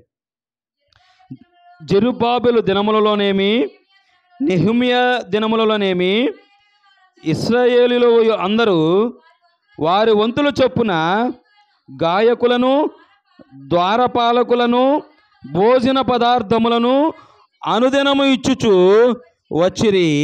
మరియు వారు లేవీల నిమిత్తము అర్పణలను ప్రతిష్ఠించుచు వచ్చిరి. లేవీలు అహరోను వంశస్థులకు వారిని ప్రతిష్ఠించిరి. ఆమేన్, హల్లెలూయా. ఎందుకంటే ప్రాకారాలు కట్టారు, అన్నీ సమృద్ధిగా చేశారు. కానీ లాస్ట్లో ప్రతిష్ఠించిన తర్వాత ఎవరికి అప్పచెప్పారంట? మనం ఎన్ని చేసినప్పటికీ కూడా, మన ఇంట్లో ఎన్ని ఫంక్షన్లు చేసినప్పటికీ కూడా ఎవరు లేకపోతే మనకు ఉండదు. ఎవరు కావాలి మనకు చెప్పండి? యేసయ్య ఉంటాడులే, యేసయ్య ఎప్పుడు మనతోనే ఉంటాడు. యేసయ్యకు ముందు ఇంకో ప్రతినిధులు ఉన్నారు, ఎవరు? మనం అన్ని ఇంట్లో సంతోషం వచ్చినా, కష్టం వచ్చినా, దుఃఖం వచ్చినా, వ్యాధి వచ్చినా, ఏదొచ్చినా సరే మనం ఒకళ్ళు తలుసుకుంటాం. ఎవరిని? దేవా అంటాము. దేవుని తర్వాత మళ్ళీ అంటాము దేవా. సేవకుడు దేవునికును మనుషులకు మధ్యవర్తి ఎవరు? సేవకులు. దేవునితో పాటు దేవుని మందిరాన్ని ప్రతిష్ఠించడం కాకోకుండా అక్కడ సేవకులను కూడా ప్రతిష్ఠించినట్టుగా ఇక్కడ లేఖనాలు తెలియదు. ఎందుకంటే ఇక్కడ అంటారు, చూడండి ఎంత అద్భుతమైన మాట. ఇక్కడ ఇచ్చుచూ వచ్చు వారు లేవీల నిమిత్తము అర్పణలు ప్రతిష్ఠించుచూ వచ్చిరి. ఎందుకంటే లేవీలు అనగా ఎవరు? దేవుని సేవకులే. ప్రతి విషయంలో కూడా మనం సేవకుల్ని దాటి మనం వెళ్ళకూడదు నేను అనుకుంటాను. అంటే సేవకులు మన కోసం నేను అనుకుంటాను. ఇంతకుముందు నేను వేరే సంఘంలో చెప్పొచ్చాడు, దగ్గర సంవత్సరాలు 2 సంవత్సరాలు నూజివీడు దగ్గర సంఘంలో చెప్పొచ్చాడు. నాకు బాధ్యత ఉండేది కాదు. వెళ్ళేవాడిని, వాక్యం చెప్పేవాడిని, నడిపించేసేవాడిని, ఆమెనని చెప్పేసి వచ్చేవాడిని. అయిపోయింది, ఇక్కడికి నా డ్యూటీ అయిపోయింది. కానీ ఈ మధ్యకాలం నేను సొంతగా సేవ చేస్తాను. ప్రభువా, ఇక నీకు సేవ నేను చేయలేను, కానీ ఇంక నా వల్ల కాదు, కానీ నాకు ఎక్కడ సంఘం ఇవ్వట్లేదని మీరు నాకు ఎక్కడ సొంతగా సంఘం ఇవ్వట్లా. నాకు ఎందుకు బాధ్యత? ఇలాగ మళ్ళీ నేను మెడికల్ వ్యాపారంలోకి వెళ్ళిపోయి డబ్బు సంపాదించి చిన్న పాస్టర్లు ఉండరు చూసారా, వాళ్ళకి 2000, 3000, 5000 నెలలా పంపిస్తాను. వాళ్ళకి నేను సహాయకుడిగా ఉంటాను ప్రభువా. నేను ప్రార్థన చేశాను. నన్ను ఒక ఊరు పంపించాడు. నన్ను ఒక గ్రామం, నేను అయ్యగా ఆ ఊరు 25 సంవత్సరాల నుంచి ఎవరిని రానిట్లేదండి. పాస్టర్ అనేవాడిని ఎవరిని రానిట్లా. పాస్టర్ అనేవారు ఎవరిని అడుగు పెట్టినట్లా. వచ్చారా, ప్రార్థన చేసుకున్నారా, వెళ్ళిపోండి. మీరేమన్నా ఇస్తే తింటాం కాముగా, మీరన్నీ సర్దుకుని వెళ్ళిపోదు. ఇక్కడ ప్రార్థన పెట్టడం కుదరదు, మందిరం కట్టడం కుదరదు. ఆల్రెడీ పెద్ద ఒక ఆయన వెళ్ళాడు, 3 సెంట్లు 4 సెంట్లు స్థలం కొన్నాడంట. మందిరం కట్టడానికి కలెక్టర్ దగ్గరికి వెళ్ళి పర్మిషన్ తెచ్చేసుకున్నారు. కలెక్టర్ దగ్గరికి వెళ్ళి పర్మిషన్ ఇచ్చారు, ఇక్కడ మందిరం కట్టడానికి వీలు లేదు అని. నేను ఇక్కడ ఏం ప్రార్థన చేస్తున్నాను? నేను ఇంతకుముందు రక్షణ పొందకముందు నేనేం ప్రార్థన చేసింటే, నేను వెళ్ళే ఊరిలో ఒక్క పాస్టర్ కూడా ఉండకూడదు నాయన, నాకు తలకాయ నొప్పి ఉండకూడదు నాయన అనుకున్నాను నేను. మీరేమన్నాను? నాకు అసలు తలనొప్పి ఉండకూడదు, అక్కడ ఆ ఊరిలో పాస్టరే ఉండకూడదని ప్రార్థన చేసి, పాస్టర్ లేని ఊరు పంపించాను. నేను ఎప్పుడో ప్రార్థన చేశాను, నాకు అది గుర్తు చేశాడు. నేను ఇక్కడేం ప్రార్థన చేద్దాం? ప్రభువా, నీ సేవ నిమిత్తమే నన్ను వాడుకో, లేదంటే నా పని నేను చేసుకుంటా. నేను ఇంతకుముందు చేసిన అనుభవాలు ఉన్నాయి కదా, నా పని నేను చేసుకుంటాను, నా పనికి నేను వెళ్ళిపోతానని చెప్పి ప్రార్థన చేస్తే నన్ను దేవుడు పంపగా కరెక్ట్గా ఎక్కడ పంపించాడు? సింహాల మధ్యకు పంపించాడు. నడిపించు ప్రభువా అని చెప్పేసి ప్రార్థన చేసి ఎక్కడ పంపించాడు దేవుడు? సింహాల మధ్యకు పంపించాడు. యాక్చువల్గా నేను ఆరంభ డాక్టర్ని కాబట్టి వీళ్ళని ఏ రీతిగా వెళ్తే బాగుంటుందో ముందే ప్లాన్ చేసుకుని వెళ్ళాను. వీళ్ళని ఏ రీతిగా, మరి మనం బాణం వేస్తే మన దేవుని పిల్లలు మనం ఏదన్నా ఆలోచన చేసామంటే దాన్ని సఫలపరిచే వారిగా ఉండాలి. మధ్యలో వదిలేయకూడదు అనుకున్నారా? మధ్యలో వదలకూడదు. అటు ఎటువంటి కష్టమైనా సరే సాధించుకునేటట్టుగా ఉండాలి. నేను ఆ ఊరు వెళ్ళే ముందు నేను ఏం చేసంటే మళ్ళీ బ్యాగ్ తీసుకున్నాను. నేను వదిలేసిన బ్యాగ్ మళ్ళీ తీసుకున్నా, మందులు కొనుక్కొచ్చా, అన్నీ రెడీ చేసుకున్నా, బ్యాగ్ వేసుకుని అది ఊరు వెళ్ళి ఎవరంటే నేను ఆరంభ డాక్టర్నమ్మా, నేను పాస్టర్గా వెళ్ళా, నేను ఆరంభ డాక్టర్గా వెళ్ళా, వైద్యం చేసా, ఇంటింటికి తిరిగా, ఇంకోటి చెప్పనా, వాళ్ళకి వైద్యం చేసా. అయ్యా తలలోంచి చిన్న ప్రార్థన చేస్తాను, అయ్యా తలలోంచి చిన్న ప్రార్థన చేద్దాం. అదేం డాక్టర్ గారు మీరు పాస్టర్ గారా? అవునండి. అయ్యా వందనాలు అయ్యగారు. ఇక వాళ్ళు ఎలా ఉన్నారు? ఇటు డాక్టర్గా గౌరవిస్తున్నారు, ఇటు అయ్యా వందనాలు అయ్యగారు అన్నారు. ఇటు ప్రార్థన చేస్తున్నాను, ఇటు వైద్యం చేస్తున్నాను. 2-3 నెలలు తిరిగా ఇక వాళ్ళలో ప్రేమ పెరిగింది నా మీద, డాక్టర్ గారి మీద అభిమానం పెరిగింది. ఈయన్ని వదులుకోకూడదనే ఆలోచనలోకి వచ్చారు ఊర్లో. అది చిన్న విలేజే, ఎంత ఒక 150 కుటుంబాలు, అందరూ వ్యవసాయం కుటుంబాలే, ధనమన్న కుటుంబాలే, అందరూ ధనమన్న కుటుంబాలే. నా మీద గౌరవం పెరిగింది. గౌరవం పెరిగిన తర్వాత నేనేం చేశాను? నేను వస్తా ప్రార్థన, ప్రభువా నా పని అయితే నేను చేసా, ఇక చేయాల్సింది కార్యక్రమం నీదే, అక్కడ వాళ్ళని బలపరచాల్సింది నువ్వే. ఇంక నా పని అయితే లేదు. నేను ఇంకోటి చేసాను చెప్పిన, ప్రతి ఒక్క ఇంట్లోకి నా కష్టం వెళ్ళాలని ఈ 31 జనవరి 1 ఉంది కదా, చక్క క్యాలెండర్లు తీసుకున్నా. గబగబా విజయవాడ వెళ్ళిపోయి యాపిల్స్, దానిమ్మకాయలు, అవి ఏంటంటే ఆరెంజెస్ తీసుకున్నా 2-3 బాక్సులు, ఒక 4-5 బాక్సులు తీసుకున్నా. ఇంక క్యాలెండర్లు తీసుకున్నా, బైబిల్ న్యూ టెస్టిమెంట్ ఒక దగ్గరగా 150 టెస్టిమెంట్ బుక్స్ తీసుకున్నా వేరే వాళ్ళ దగ్గరికి వెళ్ళి. కొత్త నిబంధన ప్రతి ఒక్క ఇంటికి పనిచేసా. అయ్యా ఏంటైనా నా భార్య నేను మన పిల్లల్ని వేసుకుని ఇంటింటికి తిరిగి పంచుకుంటూ వచ్చేసా. అక్కడికి నాకు కొంత ఖర్చు అయిపోయింది. అయినా పర్వాలేదు వీళ్ళందరిని మనం మార్చగలగాలి ప్రభు అని చెప్పేసి నేను మొత్తం సర్దేసి ఇంటికి వస్తే భార్య అని పిల్లల్ని ఎక్కించుకుని నేను ఇంటికి వచ్చేటప్పుడు అనుకున్నా, ప్రభు నా ప్రయత్నం అయితే నేను చేశా, ఇక కార్యం చేయాల్సింది నువ్వే. చేస్తావో వాళ్ళని తీసుకెళ్ళి నరకంలో పడేస్తావో నాకైతే అనవసరం అన్న. వెంటనే ఆ ఇంట్లో ఆ యొక్క గ్రామంలో ఆ ఊర్లో ఒకళ్ళు కామెర్లు టైఫాయిడ్ జబ్బుతో బాధపడుతున్నాను. అతను నేను వైద్యం చేశాను. విజయవాడ వెళ్తే విజయవాడ తగ్గల. ఇంటికి వచ్చేదా నేను సెలైన్స్ పెట్టి ట్యాబ్లెట్లు ఇచ్చి అన్ని మార్పులు చేస్తే ఆ కుటుంబంలో వాళ్ళకి ప్రార్థన పెడతాను. జనవరి 1 నుంచి ప్రార్థన చేస్తున్నా. ఆమేన్. జనవరి 1 నుంచి ప్రతిరోజు ఆదివారం పని లేదు అనుకున్నాక నేను నాకు పుష్కలంగా పని వచ్చేసింది. ఆమేన్. హల్లెలూయా. అదే అన్నాను, ఇవాళ ఆ ఊరిలో మినుములు పంట వేస్తున్నారు కదా, మినుములు పొలంలోకి వెళ్ళి ప్రార్థన చేస్తున్నా. ఇప్పుడు ఇవాళ వెళ్ళి మినుముల పంటలో ప్రార్థన చేస్తే ఏమవుతుంది చెప్పండి? నన్ను ఒక దైవ సేవకుడు అన్న, అయ్యా అన్నగారు ఇప్పుడు చేస్తే ఉపయోగం ఉంది, పోత వచ్చే ముందు చేస్తే దేవుడు ఆశీర్వదిస్తాడు కదా అన్నాడు. అది నిజమే కదా అని నేను ప్రార్థన చేస్తున్నా. అయ్యా రేపు పొలంలోకి వెళ్ళి ప్రార్థన చేద్దాం డాక్టర్ గారు, మీరు ఒకసారి పొద్దున్నే రండి డాక్టర్ గారు అన్నారు. సరే నేను మోకరించి ప్రార్థన చేసుకున్నా. అదేంటి ప్రభువా, ఇప్పుడు ప్రార్థన చేసిన ఉపయోగం ఉంది, ఆల్రెడీ పండేసిందిగా, ఇంకా నేనేం చేయగలను? ప్రార్థన చేసి రాగలను. ఆల్రెడీ పండింది, ఎంత వెయిట్ వస్తుందో, ఎన్ని బస్తాలు అవుతాయి, అన్నీ వస్తాయి కదా. ఇప్పుడు నేనే అయినా ప్రార్థన చేసుకుని వెళ్ళి ప్రార్థన చేస్తాను ప్రభా. వెళుతూ ఉన్నప్పుడు ఆలోచన వచ్చింది, దేవుడు బరువు పెంచలేడా, విత్తనాన్ని సడలింప చేయలేడా అనిపించింది నాకు. అంతే కదా, ఇవాళ వాళ్ళు సాక్ష్యం చెప్తున్నారు. 2-3 అన్నారు నా చెబుతారు, డాక్టర్ గారు మా ఊర్లో 5 బస్తాలు పండితే ఎక్కువండి, ఇవాళ 7-8 బస్తాలు పండుతాయి డాక్టర్ గారు అన్నారు. 7-8 బస్తాలు పండుతున్నాయండి. ఏ సంవత్సరం మా పంటలు ఇంత పుష్కలంగా లేవండి, పురుగుల మందులు కూడా చాలా తక్కువ వాడేవండి ఈ సంవత్సరం అన్నారు. ఆమేన్. అందుట్లో ఒక ఆయన అన్నాడు, ఆయన అన్యుడే, వీళ్ళందరూ అన్యులు. ఆయన అన్నాడు, డాక్టర్ గారు మీ ప్రార్థన మాత్రం మాకు బాగా డబ్బులు వస్తున్నాయండి ఈ సంవత్సరం అన్నారు. ఈ వ్యవసాయం ప్రతి సంవత్సరం డిసెంబర్ 2వ తారీఖున వర్షం పోయిన సంవత్సరం పడిందంట, ఈ సంవత్సరం పడలా. ఈ సంవత్సరం వర్షం పడితే మా పంటలన్నీ పోతాయి డాక్టర్ గారు అన్నారు.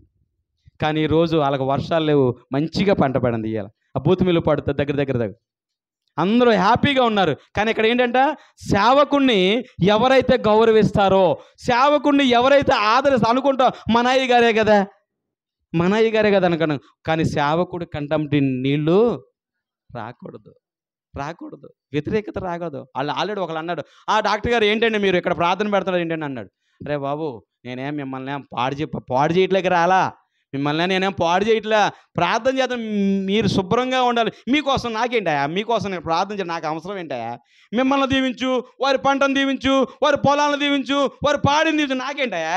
నాకేమైనా ఇస్తావా? నాకేమన్నా బస్తా వడ్డిస్తావా నువ్వు?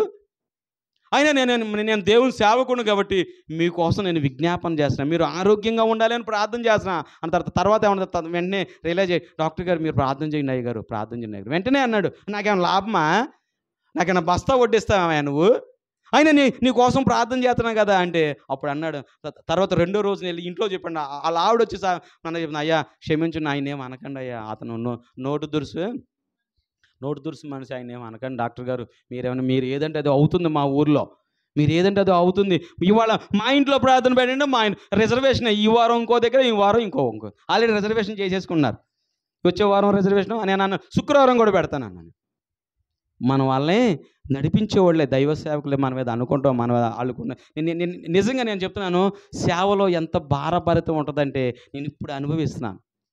అయ్యగారు నిజంగా నేను చెప్తున్నాను, దేవుని కృప ఎలా ఉంటుందంటే అయ్యగారిని చూసే లేమిలో కూడా సంతోషంగా ఉంటారు. మీరు అబ్జర్వ్ చేసారో లేదో, మీరు అబ్జర్వ్ చేసారో ఆయన బాధని నిజంగా నేను చూస్తాను. అయ్యగారిని ఏం లేదు అయ్యగారు కొంచెం నీరసంగా ఉందని అయ్యగారు అన్న చూసిన తర్వాత డబ్బులు లేవు అనే మాట అనడు.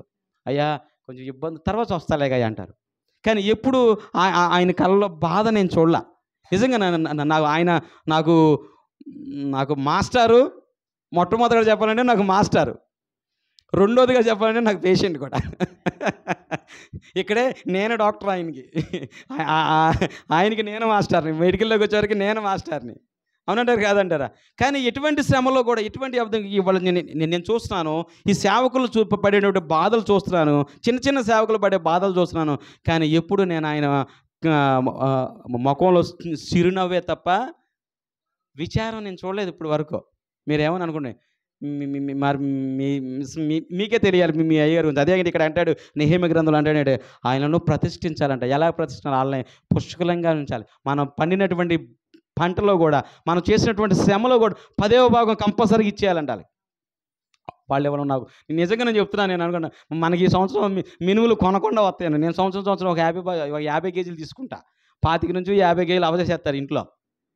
50 కేజీలు మినుములు తీసుకున్నా. ఈ సంవత్సరం మనం 50 కేజీల మినుములు కొనే పని లేదు. ఇంకోటి ఏంటంటే పెసలు కొనే పని లేదు, పెసరపప్పు కొనే పని లేదు, మినపప్పు కొనే పని లేదు. ఏంటండి అది మనకు కావాల్సిన వస్తే మనం వద్దని వెళ్తున్నా తప్ప కావాల్సిన ఎన్ని వచ్చినా తీసేసుకుని మా అమ్మగారు పంపిస్తాను. మా మిస్సెస్ మా అమ్మగారు వద్దనకండి డాక్టర్ గారు, మీరు మాకెందుకు వాళ్ళు ఇచ్చేర్లో చాలు అంటారు, మీరు అనకండి అంటుంది అనమాట. చూసారు స్వార్థం? మా అమ్మగారు పంపిస్తుంది అంట ఆవిడ. ఆడవాళ్ళకి ఆశ ఎలా ఉంటుంది? ఏంటంటే దేవుని యొక్క సేవకుడు మనం ఎలా ఉండాలంటే తృప్తిపరచాలి, ఆయన సంతోషంగా ఉండాలి. ఆమేన్, హల్లెలూయా. అదే ఇక్కడ ప్రతిష్ట ప్రార్థన, ఇక్కడ ఐక్యత ప్రార్థన. మరి నెహెమ్యా అనుకున్నాడు, ఆయన నా వల్ల అయ్యే పని కాదు అనుకున్నాడు. ఇది నా వల్ల అయితే అయ్యే పని కాదు, నేనేమి చేయలేను. ఇవన్నిటి కూడా ఆయన 4వ వచనంలో అంటున్నాడు, ఈ మాటలు వినినప్పుడు నేను కూర్చుండి ఏడ్చి కొన్ని దినములు దుఃఖముతో ఉపవాసముండి ఆకాశమందుని దేవుని ఎదుట విజ్ఞాపన చేసి తిని. ఎట్లనగా, ఆకాశమందున దేవా యెహోవా, భయంకరుడైన గొప్ప దేవా, నిన్ను ప్రేమించి నీ ఆజ్ఞలను అనుసరించి నడుచు వారిని కటాక్షించి వారితో నిబంధన స్థిరపరచువాడా, నీ చెవియొగ్గి నీ నేత్రములు తెరచి నీ సన్నిధిని దివారాత్రము నీ దాసులైన ఇశ్రాయేలుల పక్షముగా నేను చేయు ప్రార్థన అంగీకరించుము. నీకు విరోధముగా పాపము చేసిన ఇశ్రాయేలు కుమారుల దోషమును నేను ఒప్పుకొనుచున్నాను. నేనును నా తండ్రి ఇంటి వారును పాపము చేసి ఉన్నాము, మమ్మలను క్షమించు ప్రభువా. ఈ యొక్క ప్రార్థన చదివినప్పుడు నాకు అర్థమైనటువంటి ఈ యొక్క 12 పాయింట్లు వచ్చినాయి. ఆయన మొట్టమొదటిగా ఏం చేశాడు? తను చేసినటువంటి పాపములను, తను చేసినటువంటి తన పితరులు చేసినటువంటి పాపములు ఒప్పుకున్నాడు. రెండవదిగా పశ్చాత్తాపపడ్డాడు. మూడవదిగా విజ్ఞాపన చేశాడు. అనేకమైనటువంటి ఒప్పుకున్నాడు. ప్రభువా, మా ఊళ్ళో తప్పు చేశారు ప్రభువా, మమ్మలను క్షమించు ప్రభువా అని చెప్పేసి ఒప్పుకున్నాడు. మరి ఇలా ఉపవాస దినమందు మన జీవితాలు ఏ రీతిగా ఉన్నాయి? మరి ఇలా ప్రాకారాలు కట్టబడి అంటే ఆ యొక్క మందిరంలో ఇలా ధూప దైవేద్యాలు జరుగుతున్నాయి అంటే ఇలా ప్రాకారాలు చిన్న ప్రాకారాలు కాదు. మీరు అనుకున్న మన చుట్టూత ప్రారీ కూడా అనుకున్నారా? హైవే ఎంత ప్రాకారాలు, దగ్గర హైవే అంత ప్రాకారాలు. అది కూడా 8.5 కిలోమీటర్లు అంట. అయ్యగారు అంతేనా? 8.5 కిలోమీటర్లు, 8.5 కిలోమీటర్ల దూరం అంట. అంటే వాళ్ళ గ్రామం చుట్టూతా మందిరం అయితే కట్టబడింది. ఎజ్రా కట్టించాడు. కానీ అక్కడ ప్రాకారాలు కూలిపోయినాయి. కానీ వాళ్ళకి రక్షణ వాళ్ళ యొక్క ప్రాకారాలు కట్టడం వల్ల ఇక నెహెమ్యా అక్కడికి వెళ్ళటం వల్ల వాళ్ళలో ఐక్యత వచ్చింది. వాళ్ళు ఏంటంటే నెహెమ్యా కొంత తెచ్చేయడం, వీళ్ళు కూడా తన ద్రాక్ష తోటలను, తనకున్నటువంటి ఆస్తులను, తనకున్నటువంటి పొలాలను అన్ని తాకట్టు పెట్టి డబ్బు తీసుకొచ్చి మేము ఇంతలేక ఇక్కడ మనం కూడా ఆ ఆచారం మనకు ఇప్పటికే ఉంది. అయ్యా నేను ఫ్యాన్ కొంటానంటారు కొంతమంది మందిలో. మీకు గుర్తుందో లేదో, నేను ఫ్యాన్ కొంటాను, ఫ్యాన్ మీద రెక్కల మీద నా పేరు వేసుకుంటాను. నేను కిటికీ కొంటాను, కిటికీ రెక్కల మీద పేరు, నేను తలుపు కొంటాను. అవునా? ఇదే అక్కడ ఇశ్రాయేలీయులు కూడా అదే చేశారు. ఏంటంటే ప్రాకారం కట్టేటప్పుడు అందరూ కలిపి ఒక దగ్గర డబ్బులు వేసుకుని కట్టలే. మీకు ముందు రేపు ఏళ్ళలో చెప్తారు అయ్యగారు. ఎందుకంటే ఇక్కడ నుంచి కొంత ఒకరు కట్టారు, అక్కడ నుంచి ఇంకా కొంతమంది అలాగా స్థాయి ఉన్నట్టు కొంచెంగా కట్టుకొచ్చారు. మరి మందిరం ప్రతిష్టకి మరి మీరు అందరూ ఎంత సహాయం చేశారు మరి మీకే తెలియాలి.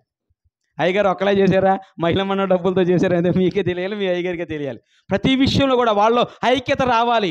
ప్రార్థన చేయటం కాదు, ఉపవాస ప్రార్థన చేయటం అంటే ఒకటం కాదు, మనలో ఐక్యత కూడా కావాలి. ఐక్యత రావాలి. ఒప్పుకోలు ప్రార్థన మన మన ఈ యొక్క 30 రకాలైనటువంటి కోరికలు కోరారు. మీరు చాలా కోరికలు కోరారు. 30 రకాలైన కోరికలు ఇవన్నీ కోరాలంటే, ఇవన్నీ మనకు తీరాలని మనం ఏం చేయాలా? ఏం చేయాలి? మనం ఐక్యత కలిపి ప్రార్థన చేయాలి. ఒప్పుకోలుగా ప్రార్థన. ప్రభువా, మాకు ఈ పని ఎందుకు జరగట్లేదు? మన సంఘం సరదులు విశాలపరచాలి. అనేకమైనటువంటి ఆలోచనలతో మనం ఉన్నాం ఇక్కడ. ఎందుకంటే చిన్న మందిరమే కాదు, రోజు రోజుకి ఎదుగుదల రావడం కారణం ఏంటి చెప్పనా? మనమే. అయ్యగారు ప్రార్థన చేస్తారు, మనం కూడా ఒక సువార్థికుడిగా మారాలి. నెహెమ్యాకి ఏమవుతుంది?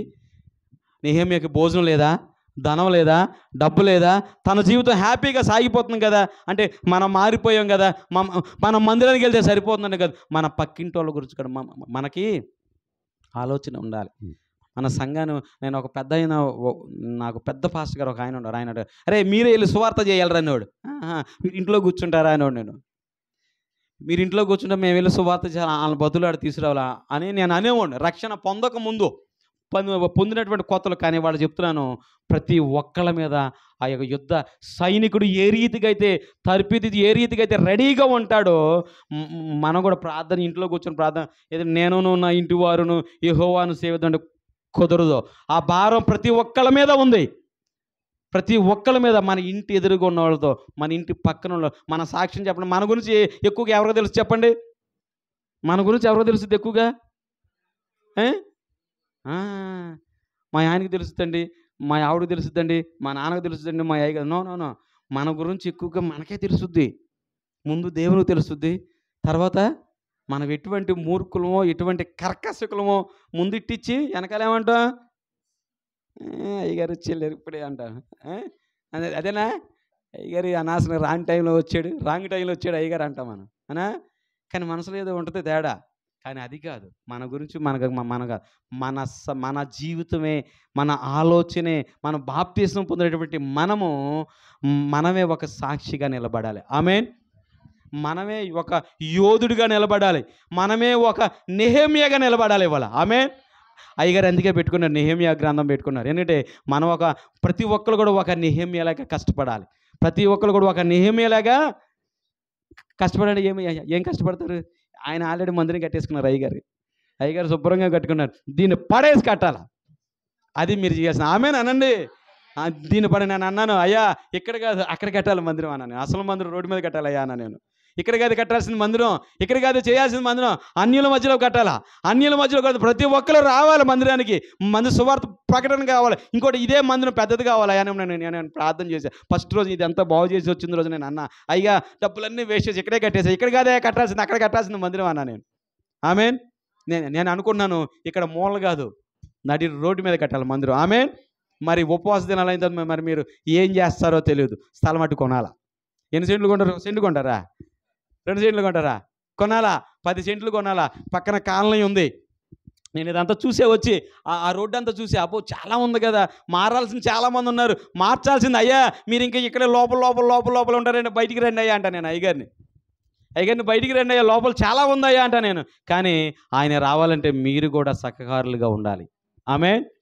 ఆమేన్ అంటే అగునుగాక అంటే మీరు ఎవరు అయ్యగారి సహాయం చేసేటట్లే లేరు, సహకారులు ఉండేటట్టుగా లేరు. మీరు అందరూ ఏదో తేడా ఉన్నట్టున్నారు. అవునంటారా కాదంటారా? సహాయం చేద్దామా? మరొక నెహెమ్యా ఎలాగ ఉందామా? నెహెమ్యాకి ఏంటండి హ్యాపీగా ఉన్నారు. అయ్యగారికి కూడా హ్యాపీయే. చక్కగా బైబిల్ క్లాసులు పెట్టుకుంటే నెలకి జీతం పడిపోద్ది ఆయనకి అకౌంట్లో. ఈ సేవని వదిలేస్తే ఈ బైబిల్ క్లాసులు పెట్టుకుంటే బాగా డబ్బులు అయ్యగారికి. కానీ సేవ కూడా ప్రతిష్ఠించబడిన తర్వాత కొన్ని ఆత్మలైనా సరే రక్షించాల్సినటువంటి బాధ్యత ఆయనకు ఉంటుంది. ఆయన వెంబడిస్తున్నటువంటి మీరు, ఆయన వాక్యం ధ్యానంలో ఉన్నటువంటి మీరు కూడా ఆయనకి సహకారులుగా ఉండాలి. మన ఇంటి పక్కన వాళ్ళు మార్చారా? మగవాళ్ళు ఎవరు లేరు, మగవాళ్ళు కూడా రావాలి. ఆయన ఒక్కడే కనపడుతున్నారు, వీళ్ళే కనపడుతున్నారు. మగవాళ్ళు కూడా రావాలా? మగవాళ్ళు రావాలంటే ఏంటి చెప్పండి? మగవాళ్ళు రావాలంటే చెప్పండి. మీ సాక్ష్యం ఉండాలా, మీ ఆయన మెచ్చుకోవాలా. రండి అంటే రాడు, నేను రానిపోయాను, నువ్వు వెళ్ళవే, నాకెందుకు వచ్చింది, నాకు చాలా పనులు ఉన్నాయి. కానీ ఆయన మారాడంటే కారణం ఏంటి? ఆయన మారలేదంటే కారణం అంటే మనమే. అవునా కదా? మనమే. కానీ ఆయన వచ్చాడంటే కారణం కూడా మనమే. కానీ ఇక్కడ హల్లెలూయా అని ఇంట్లోకి వెళ్ళి అది తీయలేదేంటి ఇది తీయలేదు 2 మాటలు ఇసిరామనుకో, ఇక్కడ భక్తి అంతా అక్కడ అయిపోయినట్టే మన భక్తి అంతా ఇక్కడ. అయ్యో దేవా దేవా దేవా మా సంఘాన్ని పెంచు మమ్మల్ని దీవించు, మా గేదెలు దీవించు, మా దూడలను దీవించు, మా వ్యవసాయం దీవించు. ఇక్కడ అనేకమైనటువంటి వ్యయ ప్రయాసలు పడి పస్తులు పడుకొని ఉపవాసం ఉండి అన్నీ చేసి ఇంటికి వెళ్ళిన తర్వాత ఏం నువ్వు చేసేదని చెప్పి 2 మాటలు ఇసేసామనుకో, ఏమైపోయింది నీ భక్తి?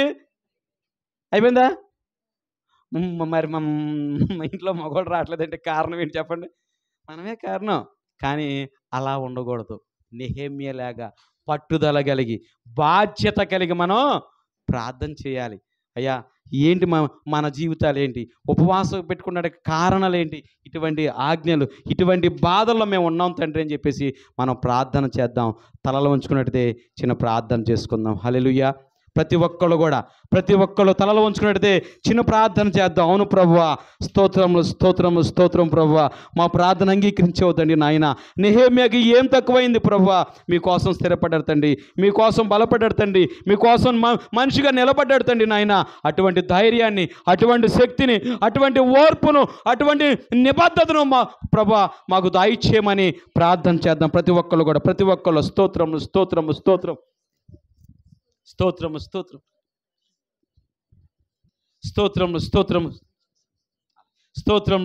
స్తోత్రం ప్రభా. ప్రతి ఒక్కళ్ళు కూడా అవును తండ్రి